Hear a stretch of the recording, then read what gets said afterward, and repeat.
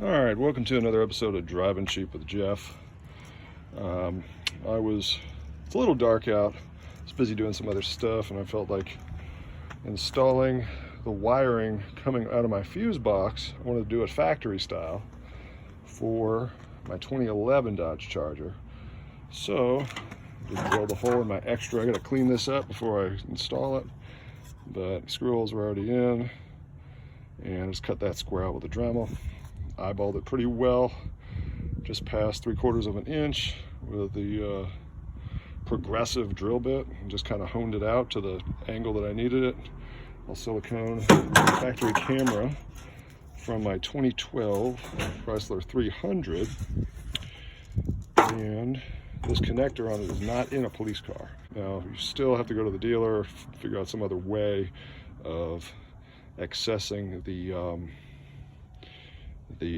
option in the body control module for backup camera. And you need this pin, you need the pins out of the connector to pull these two green wires. One's green and orange, and one is like green and brown. You need those. And I'm actually gonna run mine right down the tunnel. You've got this black and white for a ground. This red wire actually branches out, and it goes back to the fuse box under the back seat. It angles back under the back seat. I got the whole wiring harness, and I went back and I got the end connector of the wire, which I will show you what we're about to do. Anyway, and I got this.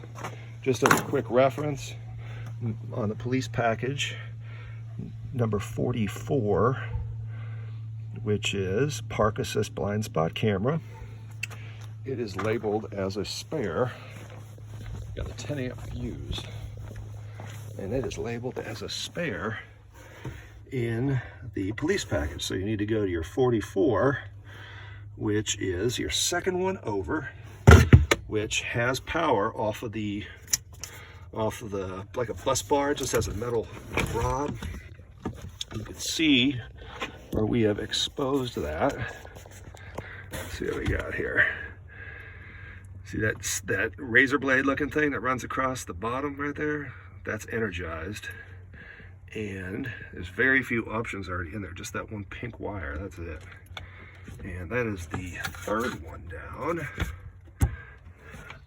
And the third one on that is going to be, what is that, 45? Going to be, your third one is going to be 45, which is your, so this thing is set up for the cluster rearview mirror. It is pre-wired for that, but 44 is the spare. So what we're going to do, we're going to take this wire, which I removed from the other. We had some stuff going on the side here a while ago. That you've got the bigger end. Oh yeah, I've reshaped this. I pushed this out with a flat screwdriver from the top down. It pushed right out, and the two little prongs are like the root of it. And you just push it in from the bottom, and then you match it to the underside. So your wire is going to be the flat part is going to be all the way against the wall right here. So we're just going to slide that in, we're going to insert that in, and we're going to run that into the harness.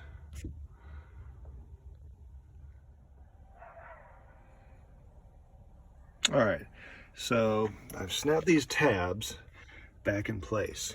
Now, the way you pull this fuse box out, see that hole right there? That has like a plastic locking mechanism right here that could be unsnapped and unsnapped. And all you have to do is pull up. When you pull up, it will come out of that. It'll just yank right up.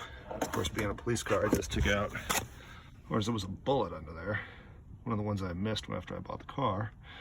And I'm gonna re-snap that back in, and later on I'll pick up and we will run that, we'll run the ground wire and connect to the harness that goes behind the dash.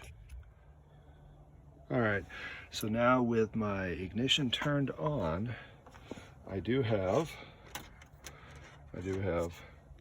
12 volts coming out of there. With the car running, I get a little bit more. So I'll snip off that end so I don't blow my fuse, and I will run it through alongside the harness under the back seat of the car. All right, I forgot to do something, so I had to just take it back off real quick. This piece here holds the wires in place. This just snaps in there like the others. You just snap that right in there. See that little strip? Pulls out with pliers and goes back in. Holds everything separated. All right, so now it's daylight, it's raining, so I got my little umbrella up out here. Now, this is what I got from the dealership. My wiring diagram, and you've got your inputs in, inputs out. And I've got the big screen in here, so this is it right here. It's NA on this camera shield, which is this just exposed wire, so I'm just gonna wrap that around, tape it up. I think that'll be fine. And these other wires don't go to anything. This plug came out of a Chrysler 300, and the harnesses look pretty much the same from, this is the plug that came out of the 300 that had a fancier, I guess it just had more options. It didn't have a big screen. It had the little 4.3 inch screen, but it did have some extra stuff, extra options. And they're pretty similar on the outputs going back to the body control module. So yeah, this right here, well, this is the, this plug here would be the output. I guess that's the input. And it's showing this here on the screen here. I think I said that right, but this is what they printed out for me. I gave them the VIN number on the Chrysler 300. They're able to match it to this. This is back at the camera. Yeah, that's the camera. This is back here. So you got inputs and outputs that come and go for the body control module. We added a fuse where it's supposed to go. I used a giant plastic zip tie and loosened this all over. I disconnected this, ran it under the tunnel, under the carpet, and vinyl floor up underneath here and out of. All my accessories in here are on one post. I label everything. You can see right there. I got my grounds for all my extra accessories right there. So I figured why not stick with that. So I'm gonna take this up, plug it in, and reinstall it. You don't have to remove the screen. You can leave that in place for this project. All right, so I got everything all neatly reinstalled. I just have to clean up my car and reinstall the back seat.